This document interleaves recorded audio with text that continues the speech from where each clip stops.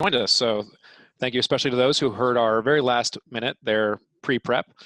My name is Jeremy Gregg. I'm the Managing Director here at Arabella Advisors, along with our co-panelists here, and we're so glad you guys are joining us. We're going to take a few minutes and allow everyone to gather in 2020 Zoom world where we're all back to back to back. So we'll just take a few extra minutes to join. But I see quite a few friends in here, so not to put you guys on the spot, but Cheryl, really great to see you. Thanks for joining us.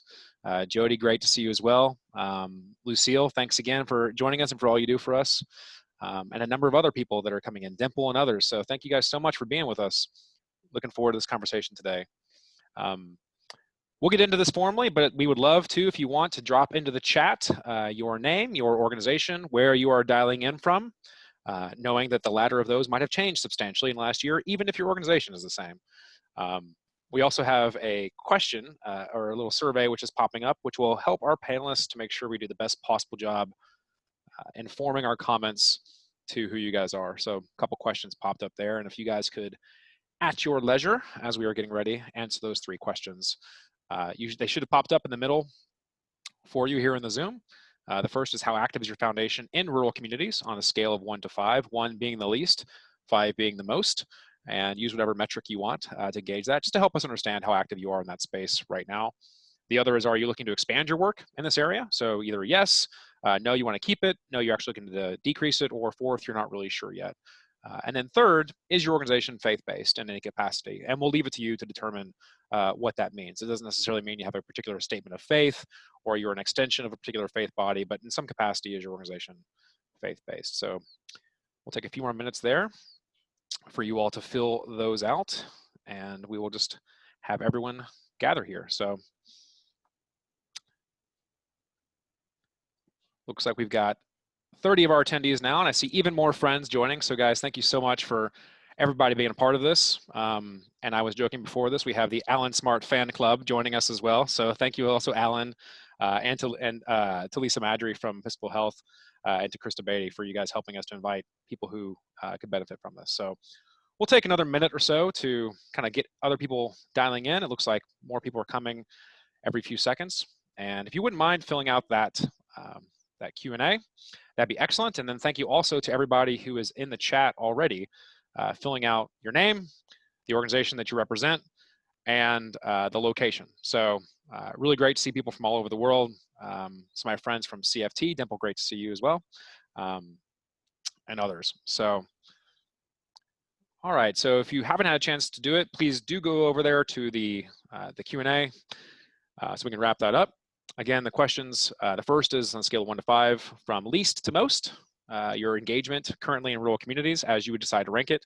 Number 2, if you're looking to expand it. And number 3, is your community, is your foundation faith-based? Victoria Mintzer and Emily Taub, want to give you guys a huge shout out for being the back end behind our support system there. So you guys, thank you so much for all that you've done for Arabella and for making this thing happen. We can go ahead and close out the poll and show those results, and then we can go ahead and get started.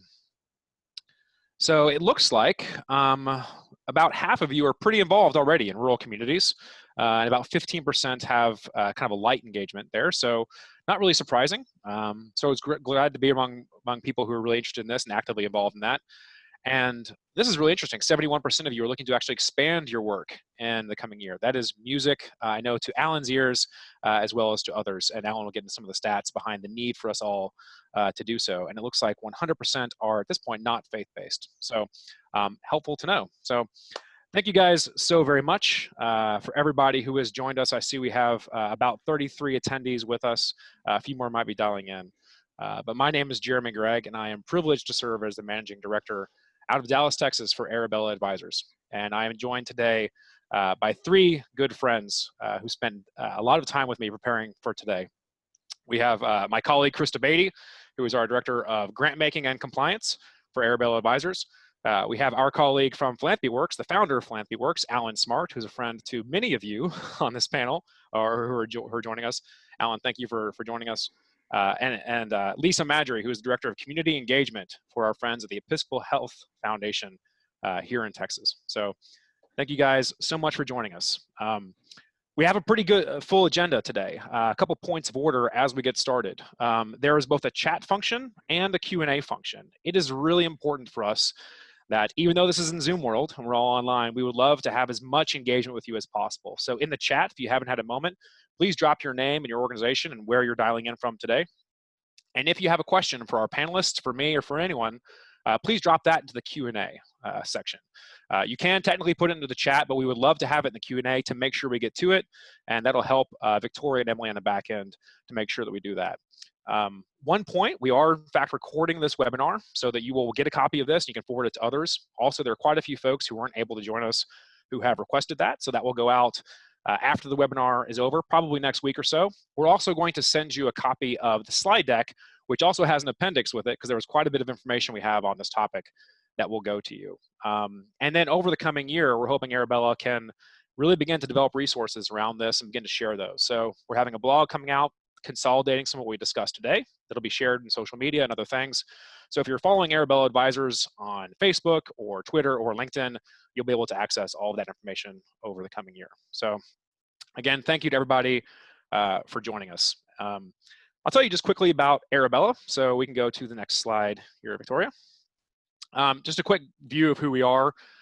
We are an organization that provides advice to philanthropists on their impact. There's really two sides of the organization. We provide, through our advisory services, support for people who are looking at everything from how to get involved in philanthropy at the beginning to how to improve that philanthropy if they're already in it, to then really next stage philanthropy. What can they do to really amplify their impact? And on the second phase of that, which Krista will get into, we also provide fiscal sponsorship services for foundations and philanthropists that are looking to help host their own projects that are out in the world. We're working with about 400 client engagements per year. We've been at this for about 15 years or so, and I am one of an incredible team of 250 people all around the country trying to help people to make a great impact on the organization. And it's a great privilege to be here today. This conversation emerged from a couple of conversations I had with everybody on the panel today, with Krista, with Alan, and with Lisa, about a couple of challenges that really emerged this year in particular. The burden placed on philanthropy has been pretty profound in 2020.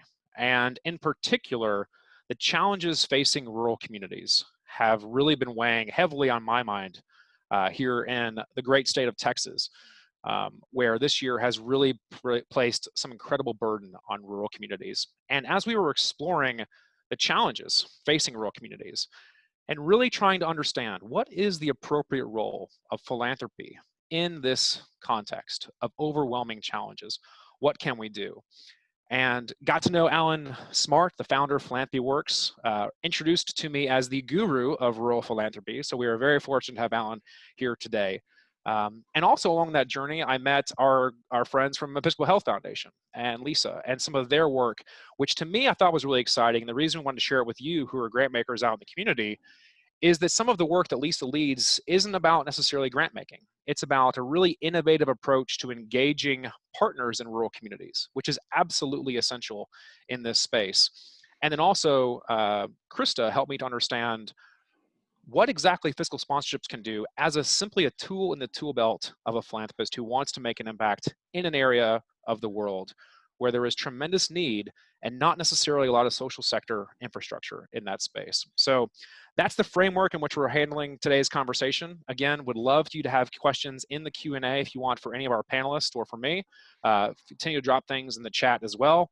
But would love to get started by introducing you to my friend, Alan Smart, the founder of Philanthropy Works, to tell us what he is seeing, particularly in rural communities at this time in our nation's history. Hey, thanks, Jeremy, and welcome to all. There's some very veteran rural grant makers on the part of the audience, so who could do as well or certainly better than I can. My task today, which is really provide a bit of an orientation to health philanthropy as well as the challenges for health funders serving rural communities. And that will lead into Lisa and Krista's work and how a little more on the ground of tactical kind of interventions that are available to you and that Lisa is modeling. So I know there are people who are on the call who are not deep into the health funder world, so I want to provide a little bit of a landscape that there's certainly been health funders since the dawn of philanthropy.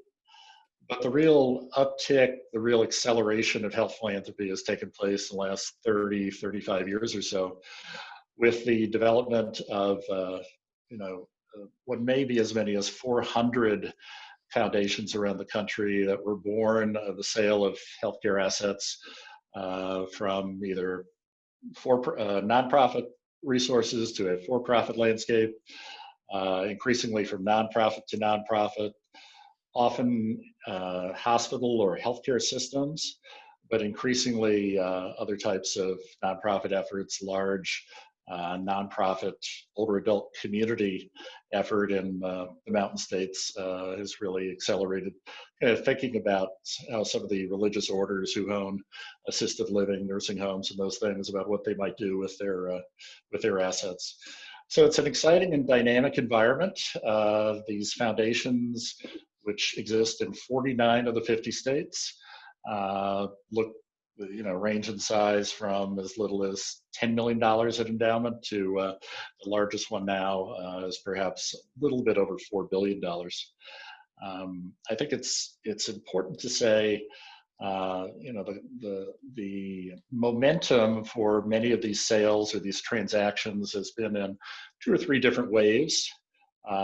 Some of it was stimulated by fears around managed care, individual hospitals' ability to compete. Some of it about the potential inability to compete in terms of being able to purchase and have access to capital for technology. And increasingly, hospitals which are in relatively serious financial distress related to the booming number of uninsured people in most places, and that's certainly true in a lot of rural communities. So we'll take a bit of a look at the rural environment in the United States. 60 million people live in rural areas. 13 million are rural people of color, which I think has been an issue highlighted during COVID. Many of the enormous rural COVID crises have related to people employed in rural-centric industries, meatpacking, poultry, living in and around rural prisons. 2 million are immigrants, and that is growing in many states. And 54% of Native American and Alaska Native peoples live in rural communities. Next, please. So I'm often asked in these types of presentations, or when I do workshops around the country, we are really vexed by this idea of what is rural.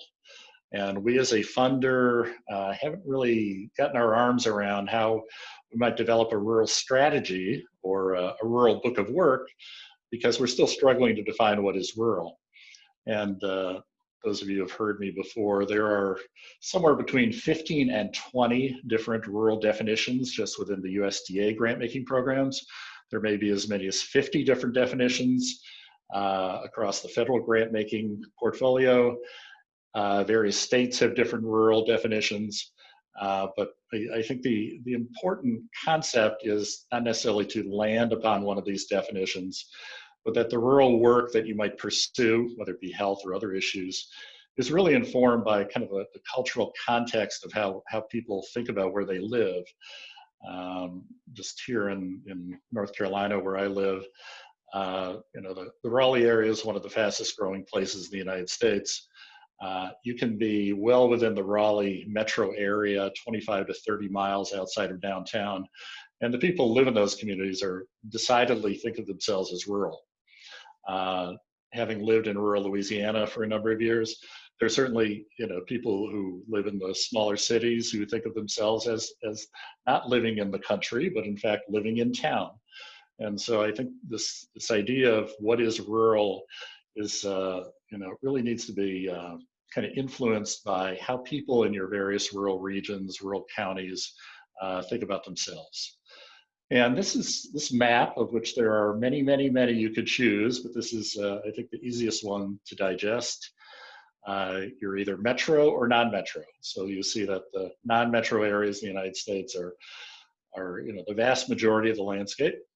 Certainly not, in terms of people, but in terms of the actual land use, land availability, and for many of the funders on the call, just given what I glanced where you're located, you may be located in a densely populated urban area, but much of your state is decidedly rural.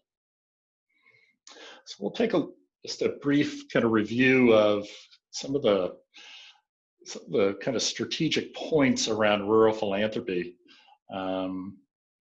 Much of what you hear, or kind of the legacy mythology of some funders, has certainly been, oh, we'd love to do more rural work, but there's no one to fund, we don't know anyone there, we don't really know where to get started.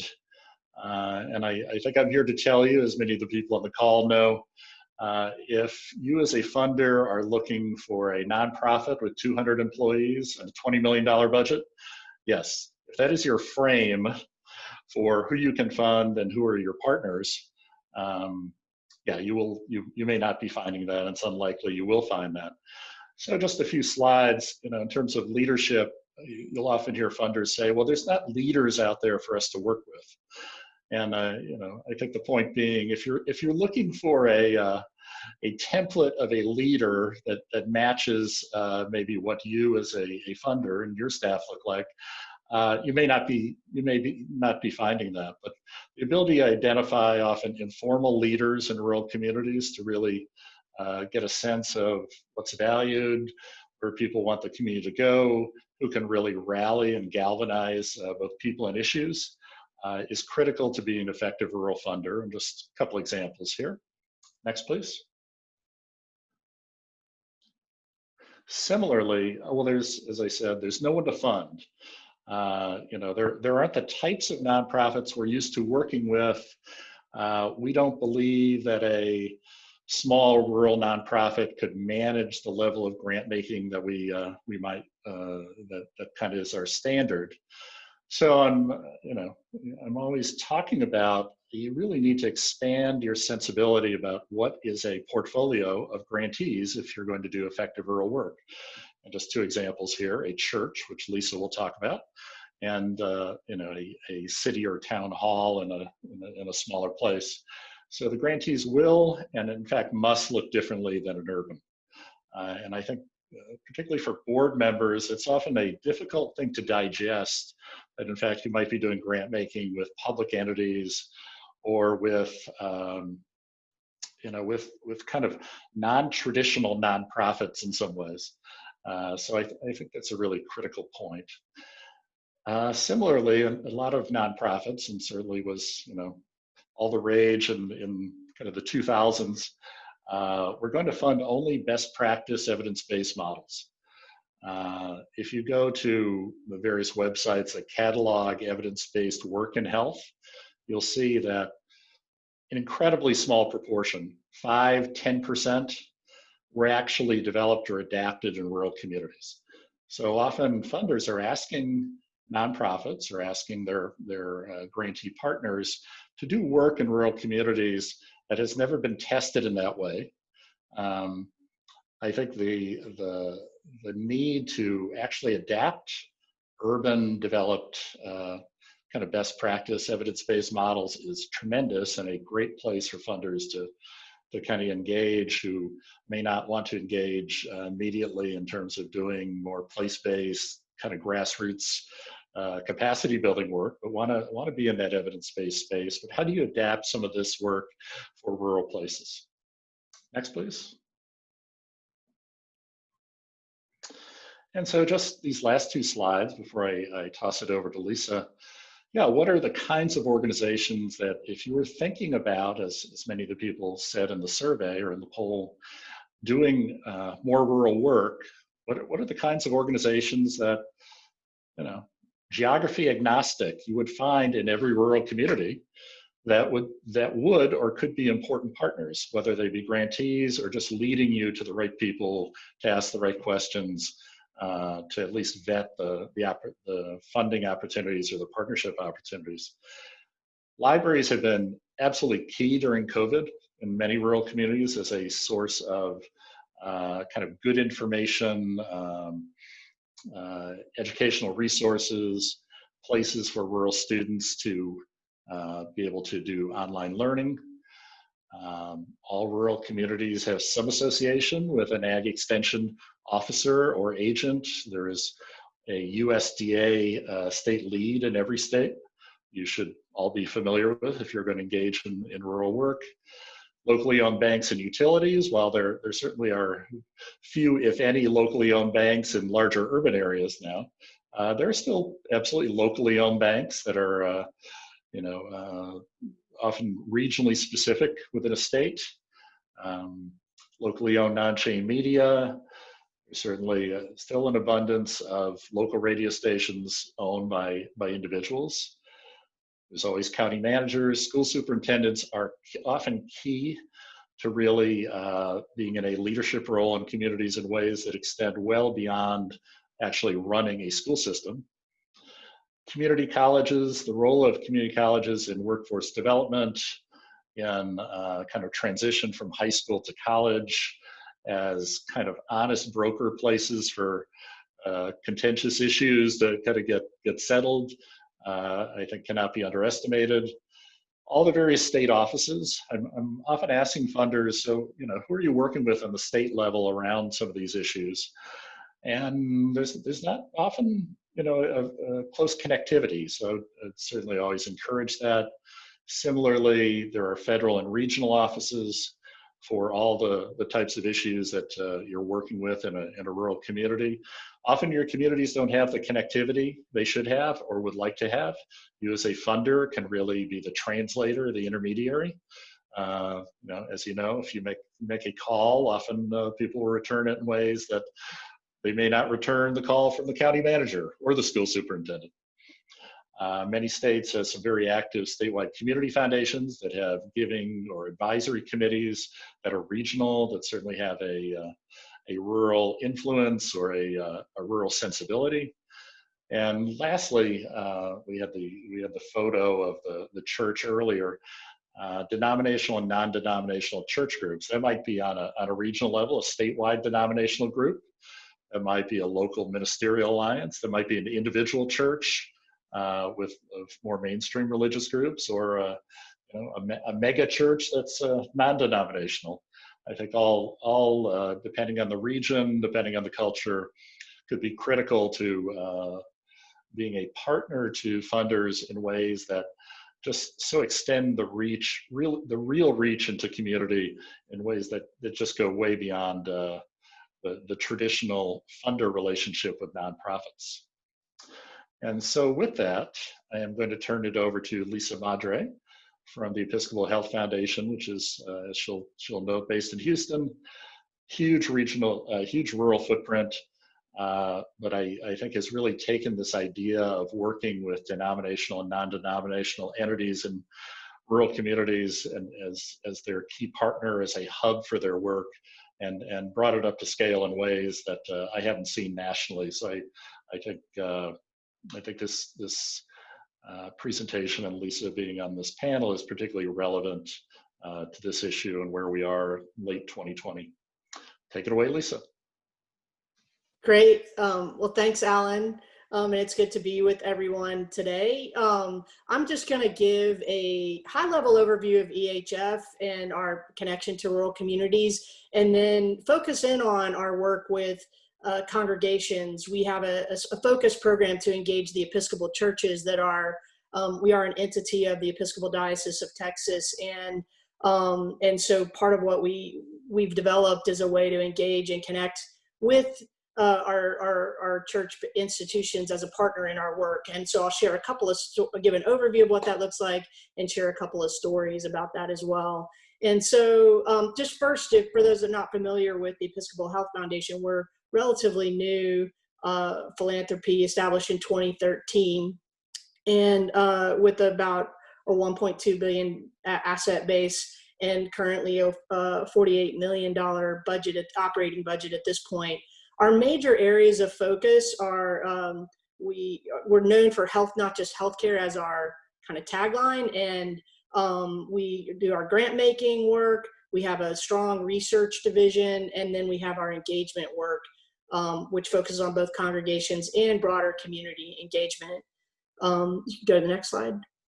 So our rural footprint for this conversation, well, this was the total footprint of EHF's territory. It's almost 11 million people. The big purple dot right there in the middle is the Houston Harris County metro area. We have Austin. It goes up to Waco and across to the East Texas, to the border there. You can go to the next slide.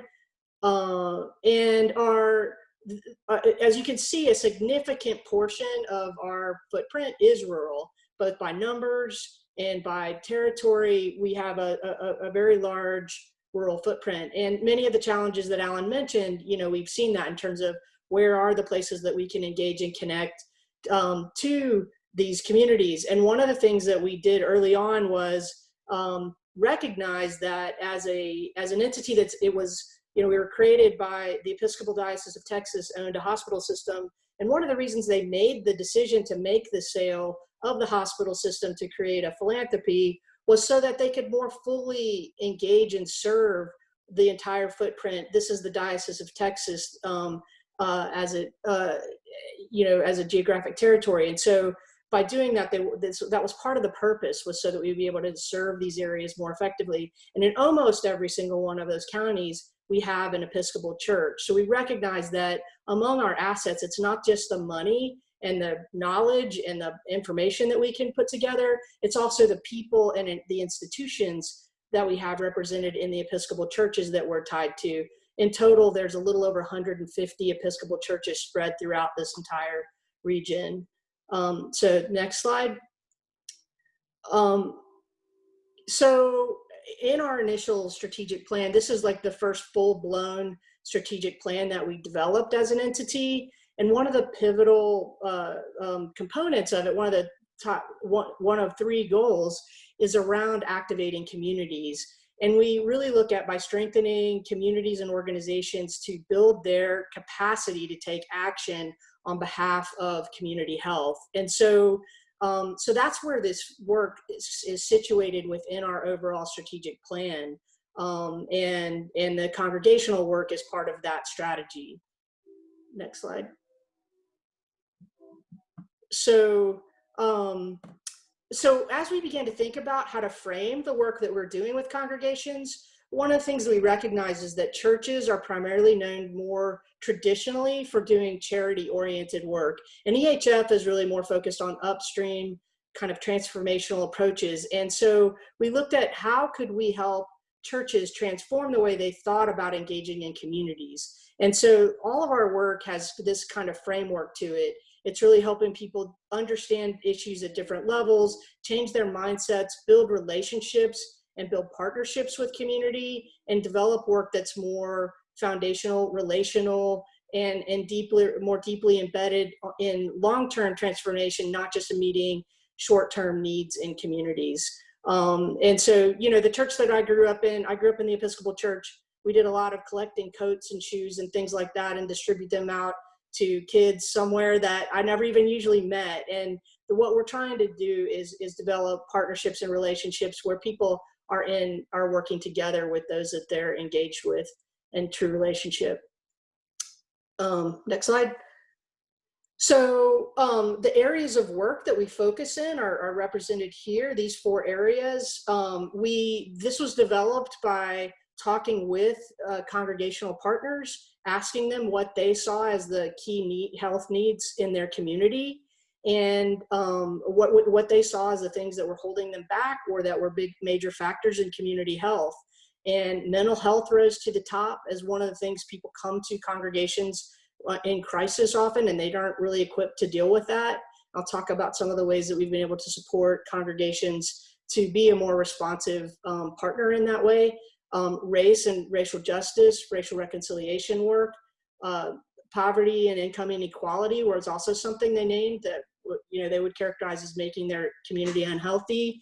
And then around organizing communities, this was really represented in a lot of congregations felt like they really didn't have the tools and skills to build those relationships in their community. They didn't really know some of the answers to what the real issues were in the neighborhoods right around them. And so they wanted more skills to help understand and address those issues and build those partnerships. And so with all of these areas, we've developed partnerships and relationships with community organizations to help support the churches to engage on these different issues.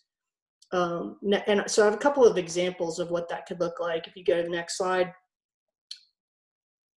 So this is a really great example. This is a story from St. Philip's in Hearn, and this is in Robertson County, in sort of, I guess you'd call it Central Texas. It's kind of outside of Bryan College Station, and so this is an example of leverage of how we were able to engage initially there with St. Philip's Hearn. We worked with a group of leaders there. We sponsored the Texas Rural Leadership Program, where they hosted a series of community leaders to go through some intensive community development, leadership development training together. Kind of Alan mentioned this, but like a lot of the folks in the community, this was bringing people together who, may not even have seen themselves as leaders at the time. And some of them, there are deep lines of division in that community. It's an area where they had very few chances to come together and get to know and work together with one another. And they were able to begin to start bridging that. The mental health first aid training that they offered was something that we helped them do by providing trainers for that and covering costs for that. But none of these were grant investments. They were all things that we provided in terms of technical assistance, partnerships, tuition in a different program. We kind of covered costs for them. Our research division, the item there in the yellow bar, is really helped support a community health needs assessment in that region. And so there was some research engagement in that part of the in that county. And then we did some broader community engagement work where we provided a broader level of training for them. We've helped them with convening partners around exploring the idea of creating a health resource center. Their church engaged in some deeper training around developing a community initiative or a project. And then that led to a grant proposal that was a county-wide initiative that was ultimately submitted by one of the clinic partners in the region. And so over a period of time, you can see how that worked. We kind of leveraged all of that work. And then as an entity, we were able to have a much greater impact.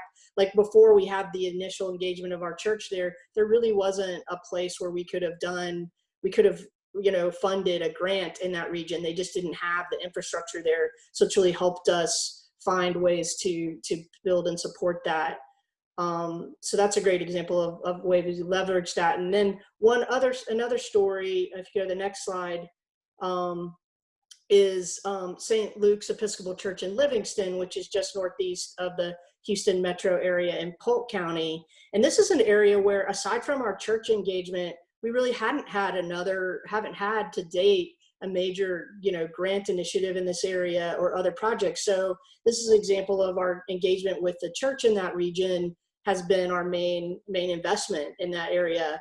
And in that area, a group of church leaders came to us and said they knew there were mental health issues in the community and they wanted to weigh in and create something, a way to support addressing those needs in their community. But that was pretty much all they had, was just that idea.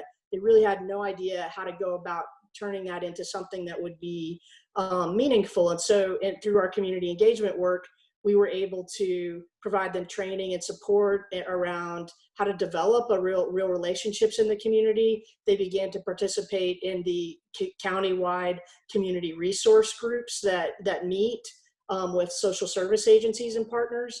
They began to listen and meet with all of them and understand opportunities where mental health issues were arising. And ultimately, they came to understand that a lot of the intersection, one of the major pain points in the mental health system in their community was around the criminal justice system and probationers coming out, having mental health issues, going back into being incarcerated, kind of bouncing back and forth without any real support. And they were able to provide probation officers with mental health first aid training through the training that we provided, which at least helped them understand and recognize that. Then they said, well, what would happen if we offered this training to the probationers themselves? And so they've begun to do that. And that's all. We have funded and supported the training, but it's really a minimal investment in terms of the tuition.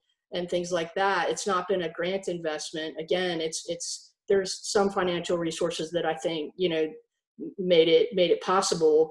But we're talking probably in the $5,000 to $10,000 range max, maybe not even that much. And so it's really been much more guiding, coaching, training, technical assistance, peer relationships with other churches trying to do similar things, connecting them to mental health experts, things like that we've been able to support them to do work that's ultimately been very substantive and transformative in their community.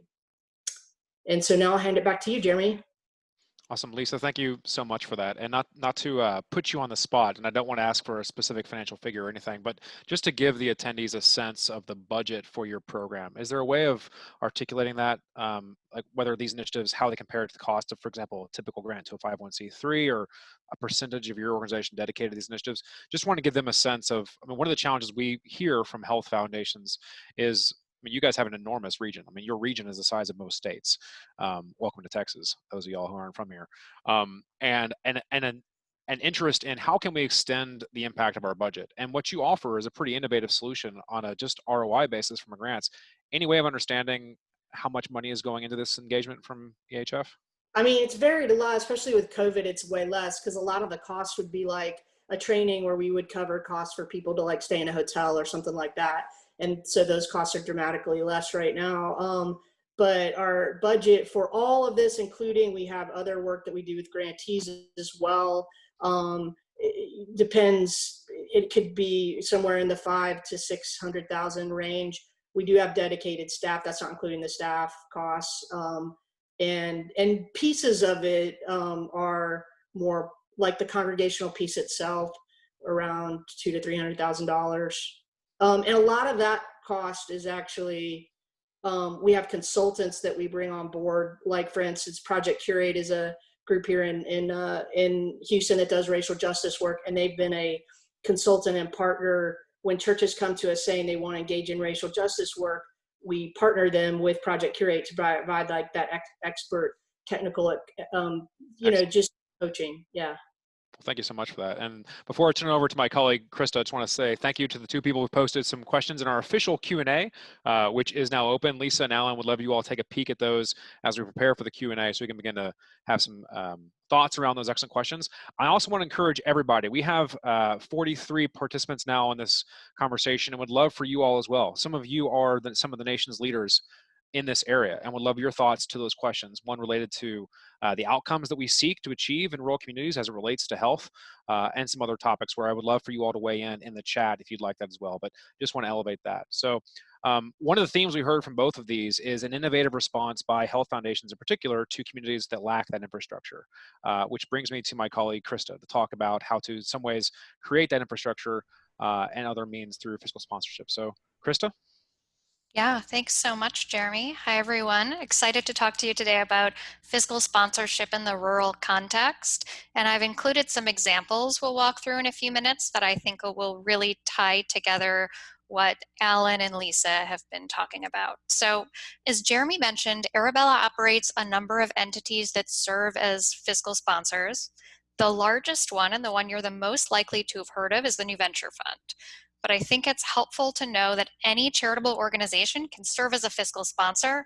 There are these entities like New Venture Fund that exist solely to do that at a pretty large scale. So you'll hear me mention NVF a few times. But since this concept might not be familiar to everyone, we'll just start with a definition to get everyone on the same page. So when we talk about fiscal sponsorship, what we're talking about is an arrangement between a C3 public charity, which serves as the sponsor, and a charitable project, which is hosted at that sponsor. The sponsor is the legal entity which houses the project and provides that infrastructure. And as that, the sponsor receives and expends funds to advance the project and retains some discretion and control over the funds. That's a technical term that I'll get to in a minute. Next slide, please. Okay, so why use a fiscal sponsor? There are a few reasons. It's a very common way for donors to pool funding for collaborative initiatives. There might not be a natural existing home for a collaborative effort, especially a regionally focused one in a rural area, for example. And these efforts, these fiscally sponsored projects, could be temporary or long-term. Similarly, donors might want to make sure an initiative has its own independent identity. And we'll see that in a minute with some of the examples I'll give. Fiscal sponsors can also manage high volume grant making and contracting, so that infrastructure piece again, that some foundations might not have the expertise or capacity to do. So not every region is going to have an EHF.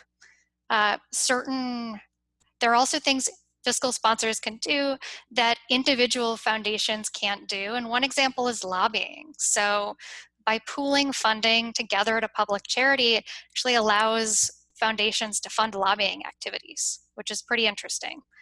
Similarly, there are programs like fellowships, grants to individuals that are just a bit more complex, that are more efficient for us to provide support for. And then operationally, fiscal sponsors can hire staff and offices. New Venture Fund hires in 50 states. So these projects can really have their own regional, local identities and hire regional experts.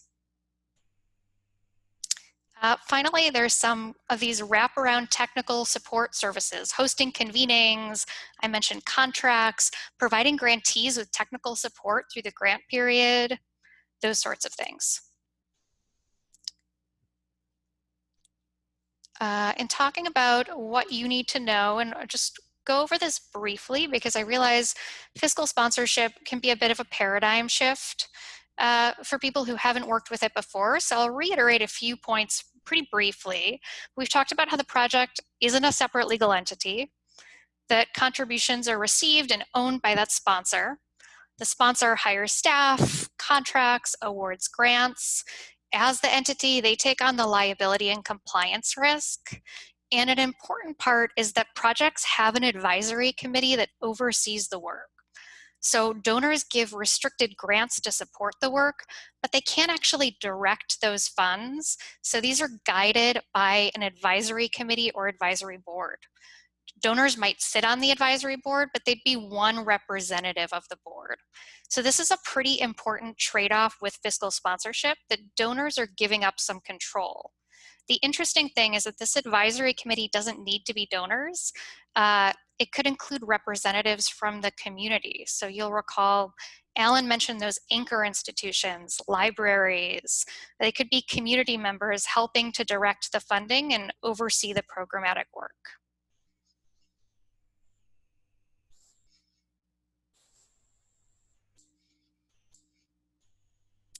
Okay, and finally, I'll leave you with two examples before we get to questions. So an interesting one I wanted to highlight here is the Colorado River Sustainability Campaign.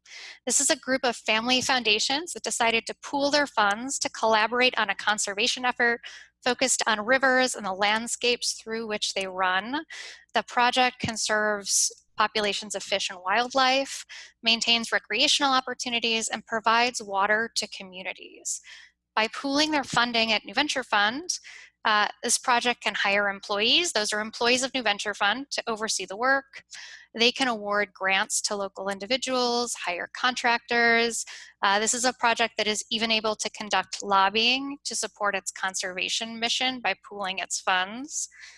To give you an idea of some recent work of CRSC, they organized a Get Out the Vote campaign. I think this is really interesting, about investing in local water projects, the economic value of healthy rivers, and encouraging people to vote their whole ballot to keep Colorado's rivers healthy and flowing.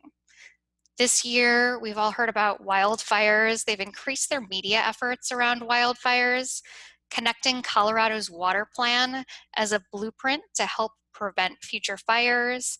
There's also hosted online forums, meetings of partners, coalitions, engaging with tribal leaders. And then my final example is Illuminative, and I think this really echoes Alan's point about rural leaders who might not be the traditional nonprofit leaders you think of who are programmatic and community experts who maybe don't need to be spending their time operating their own C3 charitable tax-exempt entity.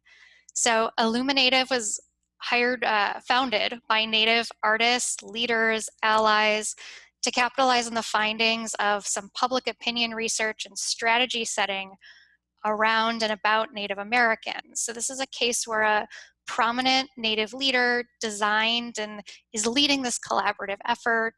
This is an initiative that wanted its own independent identity and where NVF can provide operational support and to help them scale. As I mentioned, these individuals' time is really best spent on programmatic work. It's where they can make the biggest impact. And it's the fiscal sponsor that provides the administrative and support services as the entity housing the funds. So through this, the project's able to hire staff. They don't need to focus on those kind of more operational pieces of the work, and they can leverage this fiscal sponsorship platform. What they've done, they've conducted advocacy, they've awarded grants. They have a huge piece of their work around developing digital content and creating a digital platform for people to find out what's happening in Native communities and to amplify things happening in Indian country. They've also conducted convenings. They've done some COVID-specific messaging for Native communities as well. So I'll throw it back to you, Jeremy, and I think we can get to the Q&A. Excellent. Well, Krista, thank you so much for that. And Alan and Lisa, thank you guys so much for your contributions as well. And, you know, it wouldn't be 2020 without a child or someone bursting into the screen. So I'm going to level up that opportunity because there's apparently a bandsaw going off in the room next to me. So if you hear a loud noise, I'm going to apologize in advance. I'll try to be on mute whenever I can. We do have a couple of questions in the Q&A that Alan and Lisa, I would love to put over to you. Our first was from Christopher Langston. He wanted to understand, you know, as we think about rural communities, the main thing we've heard about is the shortage of healthcare workers, especially specialists in the long distances that people are traveling for a wide variety of services.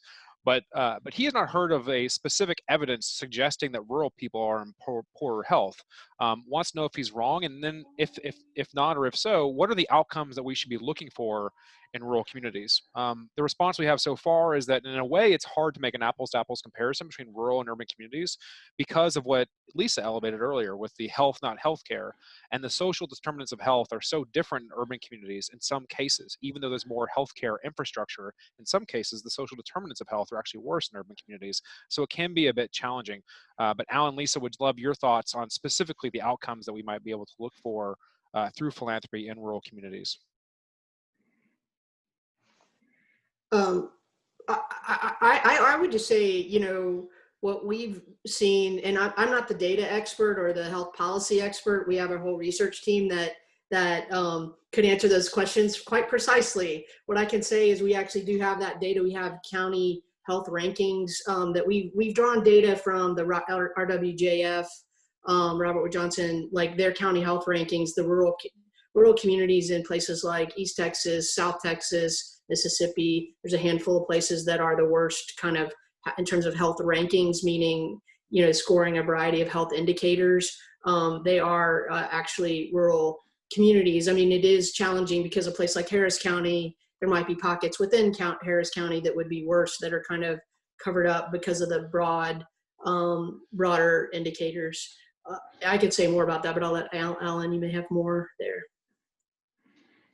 Yeah, I think not to be glib, but I think my shorthand answer is poor rural people are in poorer health than wealthier rural people, just as poor urban people are, you know, in worse health than more affluent urban people. I think the important point, though, is the majority of profoundly low-income counties in the United States that have historically been poor and have health status are almost entirely rural.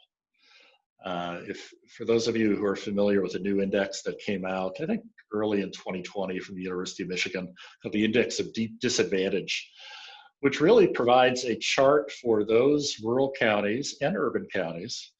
But you'll see the rural counties are all at the top that have been historically poor, are not places where there was once affluence, and that people have kind of retained some good health status. But the people have been in profoundly poor health in many ways forever.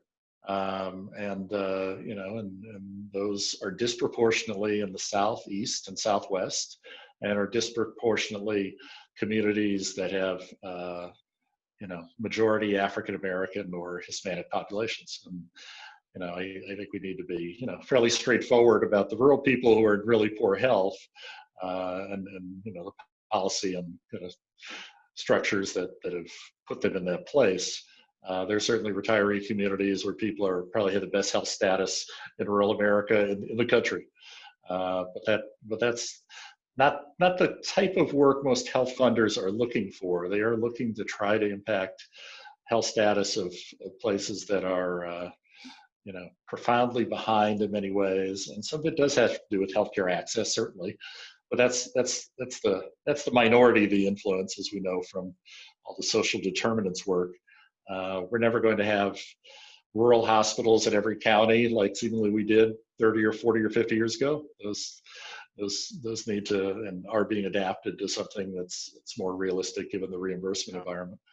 And there's plenty of work to do, and a lot of foundations are actually, I think, doing some important work and trying to advance these ideas about, and Episcopal is actually doing some, about, well, if you can't have your rural hospital, what does the future for your rural healthcare system look like?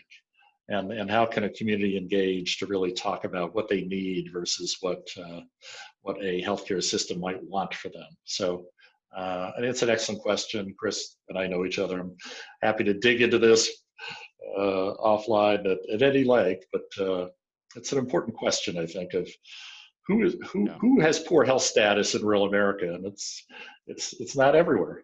Yeah. Well, appreciate you both for that answer. We had another question, great series of questions actually from Mary Francis in Interact for Health.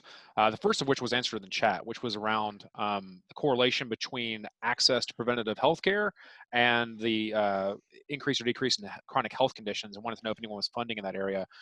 There were some resources shared from Hogg Foundation as well as others. And if anybody is active in that area, would love to know that in the chat so you all can possibly connect and explore collaborations. One of the things that we are huge fans of here at Arabella Advisors is the understanding that we all need to, we lack enough resources collectively to address the issue collectively. Therefore, we have to work together collectively to approach this and not operate individually within the space. So collaboration is a huge opportunity within this space. But Lisa, I did have a question for you from Mary, which I would love. I know several others would probably like to hear this. Can you say more about the framework that you're using in the racial reconciliation work? And then if possible, if you can get into some of the details about associated costs, typical grantee, length of time, those kinds of things. But just speak a bit more to your racial reconciliation work. Yeah. Well, first, I just wanted to mention on the access issue, one thing we do at EHF is we actually differentiate on our grant making side. We will fund access, like additional care type access grants in rural areas that we wouldn't do in an urban area where we're trying to fund other kind of new models of doing work. And so, whereas in rural areas, we might fund more basic needs. And so anyway, that's one way in which we differentiate that between rural funding and urban funding. On the racial reconciliation work, so the work that we're doing in this area is not primarily grant oriented. It's been through that community engagement, congregational engagement arm. And so what we're doing is we've identified congregations. There's about 70 to 80 congregations out of our total 150 plus that have expressed interest in doing work around racial justice. And so we have contracts. We've used contracts, meaning we'll particularly identify a group that we think can help support the particular needs of our Episcopal churches. They're predominantly white. They are trying to figure out how they can engage effectively in this work.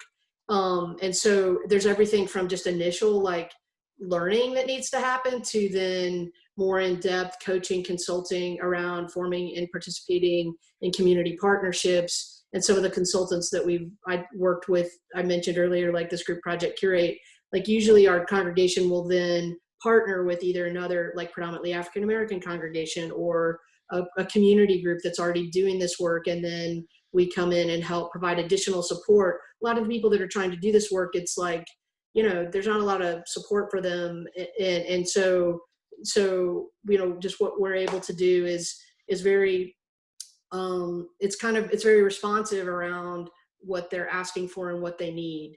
And so, but our funding has been in the form of contracts. When we identify the needs of a particular group of congregations, we'll find a partner organization that seems like they could be a good fit for supporting that work, and then provide a contract to pay for them to actually provide that support.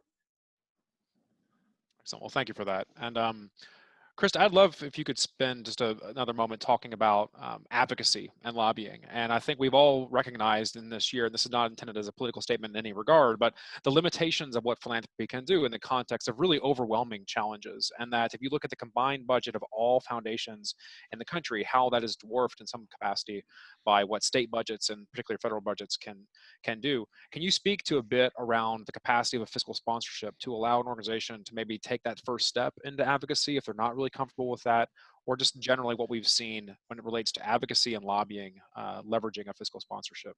Yeah, that's such a great question, Jeremy, and I'm happy to speak more to that. So first, to your point, I think you spoke to this, and you're absolutely right that as things become more challenging at a federal level and not as likely to move forward, we're seeing a lot more state-based and local activities. So we've certainly seen an uptick in state-based lobbying.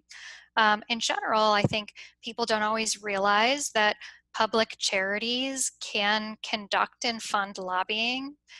There are some limits to that and some technicalities around how that's done, but it's something the New Venture Fund does really often, and I think something clients specifically seek us out for. So I think that Colorado Rivers project is just a really interesting example on focusing not on a partisan level, but on local issues affecting the community, trying to educate individuals in that community about which elected officials or ballot initiatives might support these conservation efforts or other efforts. I don't want to get too technical into how that is done. There's something called the project grant rule. Foundations, by pooling their funding through at public charities like the New Venture Fund, can fund lobbying, and it's something we work really closely with funders and our fiscally sponsored projects to do. It's certainly it's a very popular activity in 2020, which won't surprise anyone. Excellent. Well, I appreciate that. And I do want to acknowledge we're at time. So for those of you who didn't see in the chat, our panelists have very graciously agreed to hang out for another 30 minutes for the post party here for the webinar. And we actually are going to open up the mute for everyone. But for those of you who do need to leave at the hour, we really appreciate you all for joining us. You can see the slide here for more information from me. I'm happy to put you in touch with Alan, Crystal, or Lisa directly. But as we end the formal section of this, Alan, Lisa, Krista, sincerely appreciate you all for bringing your wisdom, your energy, and your passion for this, for choosing this path, and for helping us to really respond to this call we've seen from the 40 to 50 people who've attended this of real interest in expanding into rural communities. And then Victoria and Emily, I really appreciate you all for this really seamless transition back and forth of slides and navigating things and elevating all that's going on. So there's a lot that goes on in these Zoom calls, and I don't take any of that for granted, and you all have done an amazing work. So we will come to an end. For those of you who do need to depart, we encourage you to stick around. Those of you who have some time to have more of a live Q&A and a bit of more of an informal session here where we're going to open up and have everybody's heads on chat. Didn't want to do that when we had all 40 to 50 of us here. But sincerely appreciate this. And just in one last recap, an email will go out to you guys next week with the slide deck as well as an appendix. Some great resources were shared in the chat. We'll look in those and consider including those in the appendix as well as a recording of this for others. And again, on behalf of Arabella Advisors and our whole team here, thank you to everybody who was able to join us. So please continue to add any questions in the chat or in the Q&A if you want to join us. But with that, Victoria, not to put you on the spot, but I don't know if there's a way to open this up and have have us bring all of our guests. Looks like we've got about 23 people, so nearly over half of our folks are able to stay. If you would and we'd like love to to open this up. If you'd like to ask a question at this time, feel free to unmute yourself and ask directly. Excellent. And as you all think about your questions, I know Lisa and Alan and Krista, we have a couple more, and let me pull it back up in our Q&A.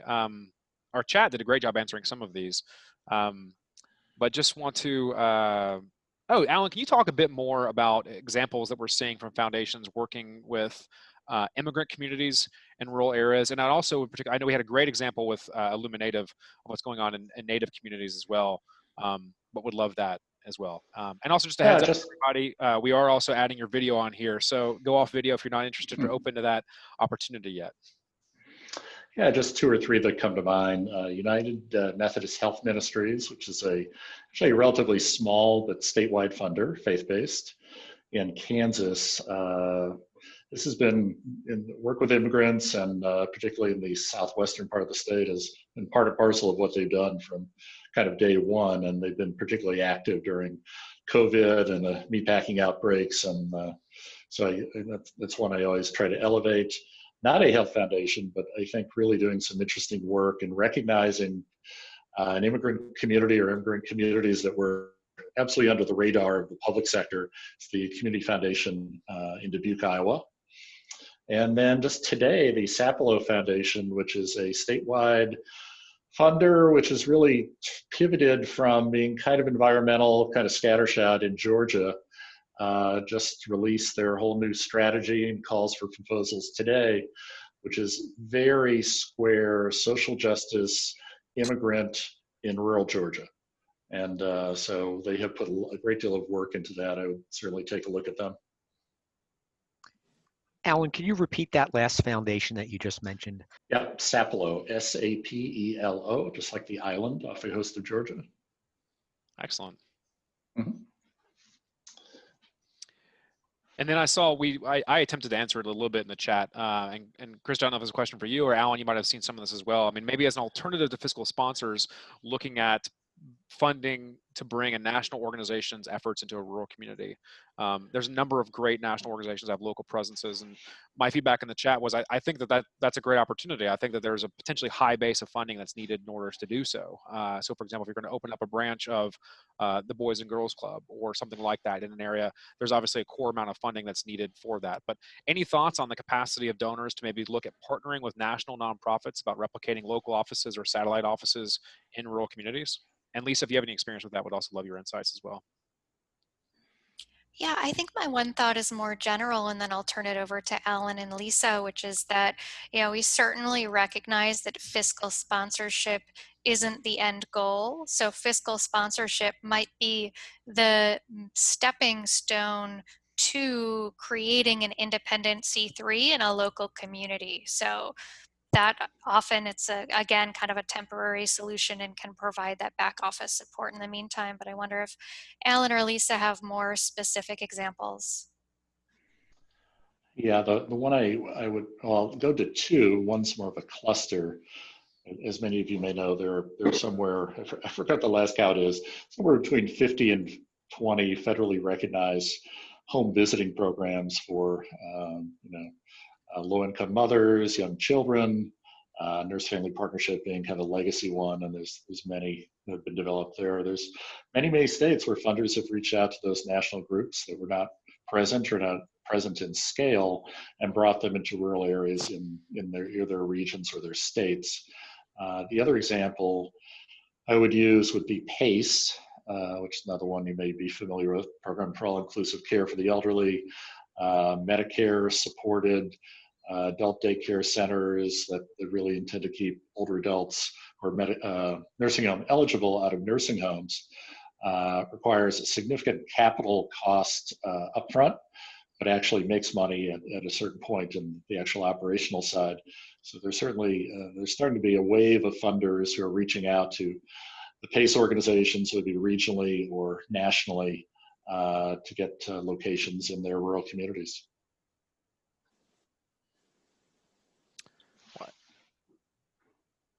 don't want to cut you off, Lisa, but if anybody else would love to open this up, if anybody wants to enjoy our attempt at a slightly, it's hard in a Zoom format to have the sort of after event feel. So let's just imagine people are walking around and hanging out, and these kinds of things. So if anybody has anything, just go off mute, and I'll feel free to call you. And appreciate those of you who are connecting in the chat.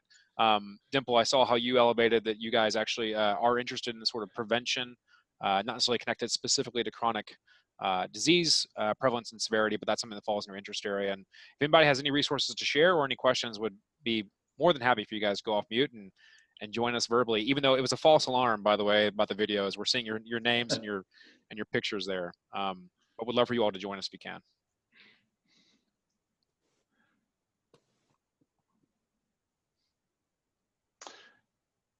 Yeah, while we're waiting, I just put in the chat the I think an absolutely underknown, underpublicized resource at the University of Minnesota Duluth, which houses literally the federal repository for all federally funded rural health research.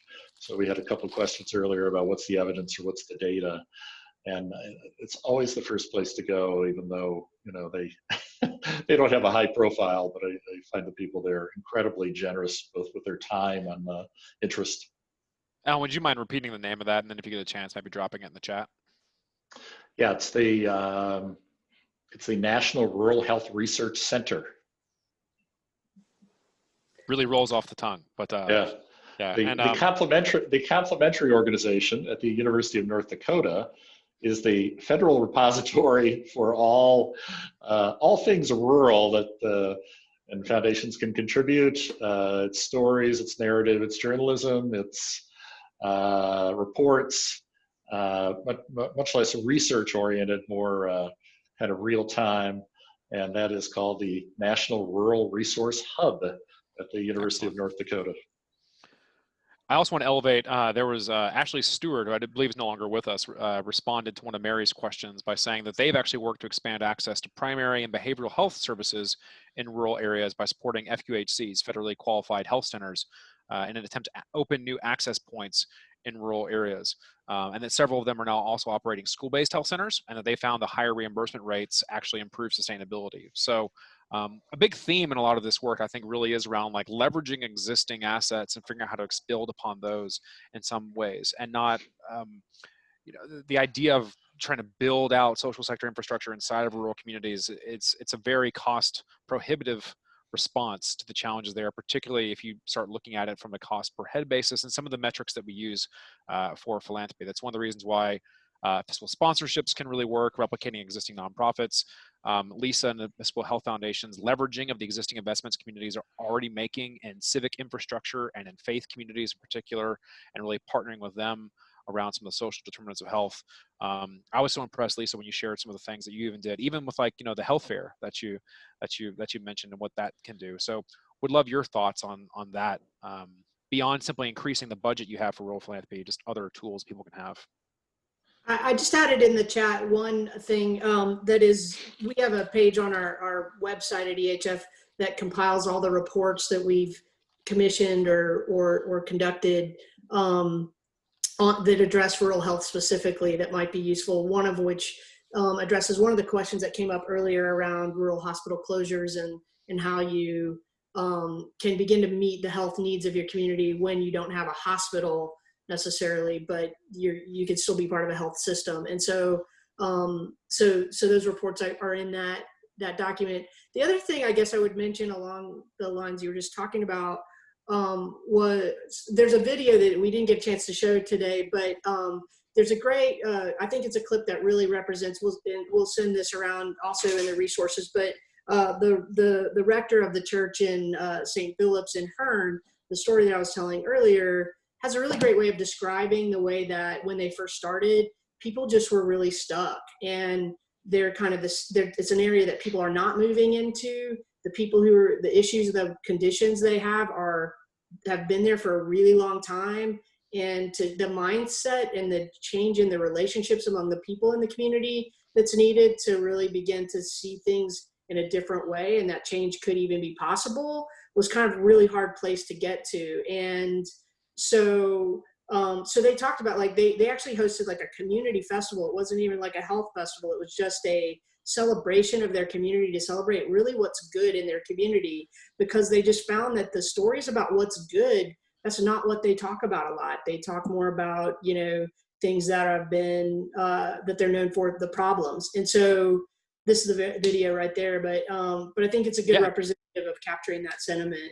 Yeah, I think we can actually show it to you here in a moment, but I did see one of our panelists went off chat. I don't know, I don't want to call you out by name, but I think somebody did want to maybe comment as well. Oh, sorry, I had another question. Yeah, So go ahead, Dimple. Yeah, so my main question is just, you know, we at CFT, we have not traditionally invested in rural communities, and part of that has been a limitation on our own staff and ability to feel that we can execute it well. And I'm just wondering, in this context of remote programming that, you know, COVID has really helped organizations hone and finesse well, is this an opportunity or spaces where, you know, foundations, funders, even urban organizations should be now expanding their reach, and that would naturally lead to greater investment and sort of finesse the transition to really engaging rural communities? I will say one way in which, I mean, we have found, and we've been able to engage with more individual communities and congregations in this year than we have in previous years. And we were very surprised by that. And I think a lot of it is, previously when we tried to engage with people virtually, like if you got on a Zoom call, no one would be on video. Like no one would really use the virtual tools, because, you know, now that we've all been forced to, it's made a lot of people need, you know, learn it that really were resistant to it before. And so it is a challenge in some communities. We've even run into issues of kind of the digital divide, where we were trying to do something, you know, more complex with Zoom over video, and everybody's video was freezing, you know, and they really felt like it was actually a local community bandwidth issue that they really don't have. They broke the Zoom in the internet in their neighborhood or whatever. So I don't know, like it was interesting, but we've done training. That's one of the things, the other things we've done training for both our grantees and our congregations on how to do engaging Zoom meetings, like using breakout rooms, how to use the chat more creatively, all these different ways that you can organize and do meetings. And they have found that we've got huge demand for that. And that's just part of our capacity building work. On our capacity building side of it's kind of aligned with our grant making and other work. That's excellent, Lisa. Thank you for that. And I did put Victoria on the spot, and she said she actually can play the video for us now. We do have a couple more questions I hope to get to in the Q&A, but I thought, speaking of putting people on the spot for Zoom technology things, Victoria, Sure. if you could. Give me just 1 second. All right, let me know if you can hear this.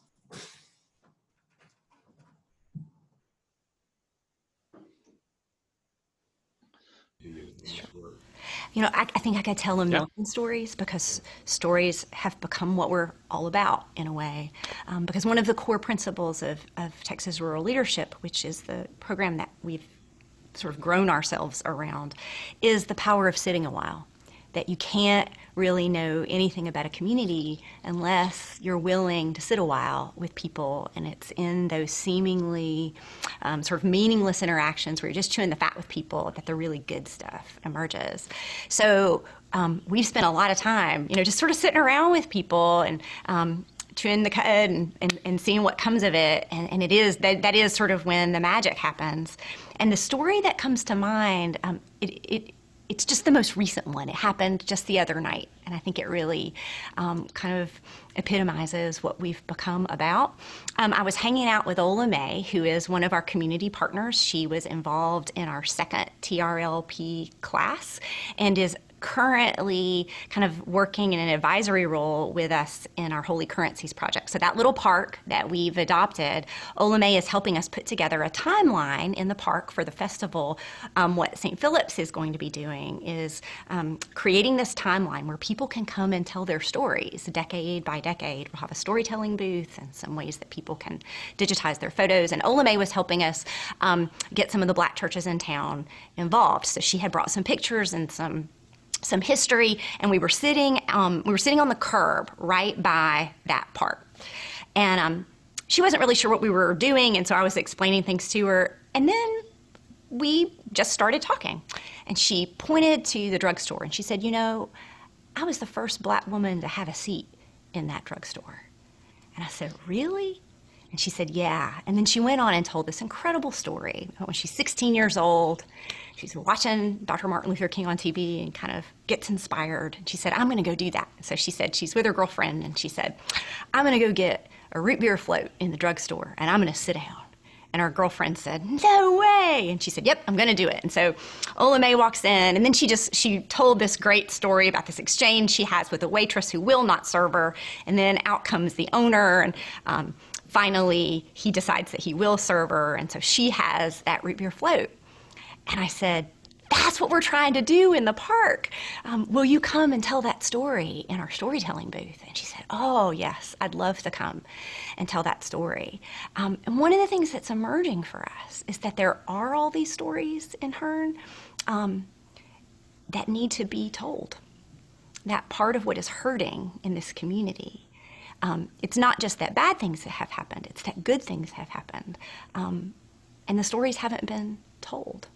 And so increasingly, part of what we feel like our work is, part of the justice that needs to be done, is collecting and telling these stories and holding them up and saying, this is you.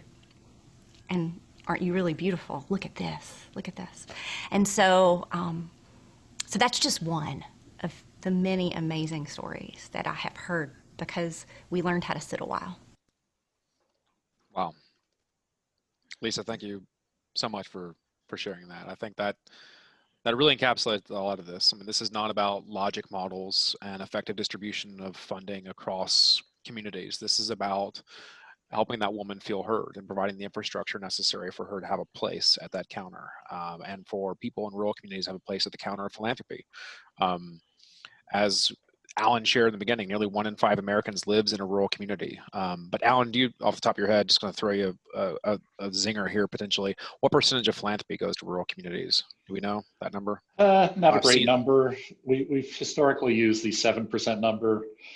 That's taken from Council of Foundations data of the 1,200 largest funders. Doesn't take into account individual donors. USDA ERS last count was actually lower, somewhere about 5.5, 5.7%. Yeah. So 1 in 5 Americans lives there, and about 7 out of every $100 goes there. So there's some room for improvement, which brings up an important thing that was elevated in the Q&A. At the top of at our anonymous survey, 71% of you mentioned you want to increase your investment in rural communities. Would love to open this up and hear from anybody about the challenges you're expressing within that space, maybe what's driven that, or what successes you've had in increasing your own budget, whether it's going to your board or others. Would love to hear from anybody out there what you're experiencing that's driving 3 out of 4 of you basically to say that you want to increase your investment in rural communities. And I think that you just have to unmute yourself. I don't know if I can unmute you, unless you can use the raise hand feature, I think, and I think I can do that.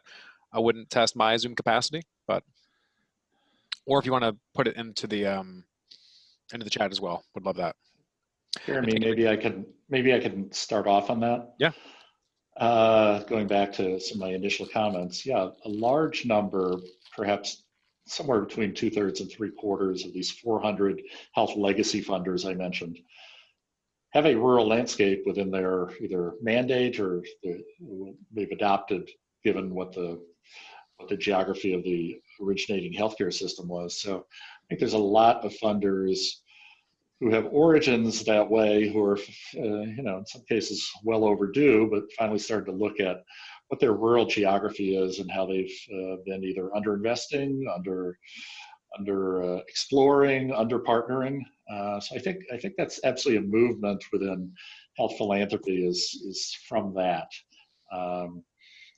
There's a gentleman on the, I don't know if he's rung out, Matt Kuhlenbeck, who runs the Greater Rochester Health Foundation, which sounds urban by its name, but actually has a very large rural footprint. And he's been the new CEO there for a couple of years. And yeah, they are decidedly moving from almost exclusively city of Rochester to something that is much more representative of their kind of adopted geography, yeah. Much of which is rural. I'm still here, if you can hear me. Oh, okay, Matt. If you want to add to that? Yeah. Correct any misstatements. It's probably a philosophical thing as well, because most of us are some type of urban center base. Mm-hmm. And depending on your intent, your focus, the noise you have around you, how you do your work, that urban center base can cloud a lot of what you see around you. And so for us, in the history of this foundation prior to me coming in, it was everybody came to us to discuss their ideas, which immediately then creates an obstacle to anybody that's not based in the city to reach us in our work. And so for us, it's been very intentional about, we do our work in the field, we don't do it in the office. Obviously, this new virtual environment's been a challenge, but at the same point, we can still overcome that because we all have at least a phone. And making sure that we're present, we're showing up, we're participating in events, forums, conversations, coalition meetings, and doing it in a way where we come as one, generally interested in learning, but also wanting to see how we can ensure we can resource some of these great ideas that are popping up, which is a culture shift for us. And at least for a lot of philanthropies, moving and being comfortable just getting out and getting into environments that you haven't been in the past. And so, for our context, it was a design flaw that I found when I joined the foundation that we've been actively shifting and changing. And we've also been doing a lot of investment in what the community needs. So we spend a lot of our time and energy on community infrastructure, community development, and providing resources that the community then distributes how they feel meets the needs of improving the health of their region or their city or their municipality or their county. That's excellent to hear. Thank you so much for sharing that. I think it's always really important. It's always been important, but I think particularly as we're now all very aware that we really empower people through philanthropy, and we not have people in one room making choices for others and elevate those voices within this context. We have about 7 minutes left, so I don't want to move from this topic because I think there's more we can talk about it, but there was a really interesting exchange in the chat around the opportunity for expansion of broadband access, which I think historically has been seen in sort of quality of life issues and to a certain extent economic mobility issues. But in the times of a pandemic, I think it really has been linked towards educational attainment and the social determinants of health. And I'm interested, Alan, I know you put something good in the chat. I want to make sure it makes it to the recording as well. What do you see in rural communities and philanthropy as it comes to broadband access and what that might look like? Yeah, I think we're finally seeing, and maybe it's certainly been highlighted by the online learning deficits that many rural families and rural communities are experiencing. It's just impossible in many respects. So I think there's certainly funders who are interested in broadband now who never were. I think if you talk to Celine Coggins, who runs Grantmakers for Education, and she's relatively new in that role, but she goes, we've never had a conversation about broadband in the history of the organization that she was aware of, and now they talk about it all the time. Some of that is, rural specific, some of that is urban, and people's inability to, access it for all sorts of other reasons. But I always point to the work of the Blandon Foundation, Minnesota, which is not a health funder, but it's one of the largest statewide rural, dedicated funders, that the way they have stimulated communities to really come to coalesce around accessing federal dollars, accessing state dollars, working with one voice, getting beyond the competitive logjam that often prevents broadband from being in rural communities. There's also, I mean, there's FCC policy work and how some of these, you know, the licenses are auctioned, and there's a whole other set of policy considerations, but there's certainly ways that funders can be important. I think Amy's bringing up in the chat, if we're going to have telehealth, which may be here in ways that we never imagined in rural communities, you got to have broadband. And clearly on the federal side and the CMS side, they have really opened up reimbursement models, strategies for telehealth. So there may be the maintenance of anything resembling a rural healthcare system and the availability of broadband may essentially become the same issue, or maybe they are the same issue now. Well, I think I know, and Alan, I appreciate you sharing that. I know this gets to some of the trends that we're seeing here at Arabella Advisors around donors who are increasingly looking at their limited capacity through philanthropy alone and looking at how can they work together. We have a couple of donors in conversation around donor collaboratives, which is a particular type of fiscal sponsorship where they can work together to create a pooled fund potentially that does not only grants, but it can even do loans and loan guarantees out in support of initiatives, and can also then help advocate on behalf of better policy changes in that space. But there's one aspect of this also, and Chris, not to put you on the spot again within this space, but the capacity of fiscal sponsorships to leverage impact investing, which is a rising interest we're seeing, especially in foundations, where they have $100 million in assets under management, $5 million goes out as grants, 95% is invested, and what can they do to align those two, particularly around these kinds of issues? Would love your thoughts around, I know we talked about how fiscal sponsorships can be a tool as a sort of gateway into advocacy. Can it do the same thing for impact investing? Yeah, I think it can. I'll say that's the aspect of fiscal sponsorship that I'm less personally involved in. So I don't know that I have the most specific example, but we absolutely work with projects not just to do grants, but as you mentioned, recoverable loans and what we call flexible financing. So we're certainly seeing that as well. Yeah. And so I think as we look at like the role that the foundation on this call can play, to look at not just, like it really is about being almost initiative agnostic, where is it a grant, is it a loan, is it a loan guarantee, is it equity, is it advocacy, is it lobbying, is it partnering with a congregation and equipping their capacity to drive these things? What we really encourage all funders interested in rural communities to do is to really think about that long-term goal and then look at your capacity within that goal to drive that change, both from grant making and investing and advocacy and other issues, but also what can you do to bring in others. There is such a huge need for this. I would hope everybody listening to this recording, everybody attending this call can also help us to really spread the movement around, like, this is a really important opportunity for us. When 1 in 5 Americans lives in these communities and only 7% of philanthropic dollars are going to them, when arguably philanthropy can play such an outsized role in those communities from an infrastructure basis and looking at kind of systemic change type issues, which I know motivates many of the people on this call. So I do sincerely appreciate everybody for sticking around for the after party here for the webinar. Lisa Madry, Alan Smart, Krista Beatty, you guys were just awesome. Thank you guys so much. For those who were able to stick around also, thank you also for gifting us with your time and your energy. Just again, in recap, my name is Jeremy Gregg with Arabella Advisors. We can, I don't know, Victoria, if you can go back to the slide with our contact information, the last slide on there, so people know how to reach me and through me to reach others. We do intend to get a recording of this out to everybody who registered. We also intend to get a copy of the deck, which will include some appendices with additional resources within that space. If you think that there's something that was missing from this, we'd be happy to receive that from you as well, so that we can get that information. And then we'll continue to communicate with you guys. So this is hopefully the first of several conversations we hope to have over the coming year or so about rural philanthropy and the role that we all can play in helping these vital communities. So what I will do as my sort of last effort, I will drop my, there it is, jeremy.gregg@arabellaadvisors.com. Alan's contact information was in the chat as well. And you can find us that way. So thanks again, everybody. Hope you all have a wonderful day. And as my friend Brent Christopher from the Children's Medical Foundation says, stay positive, test negative. Great to see everybody.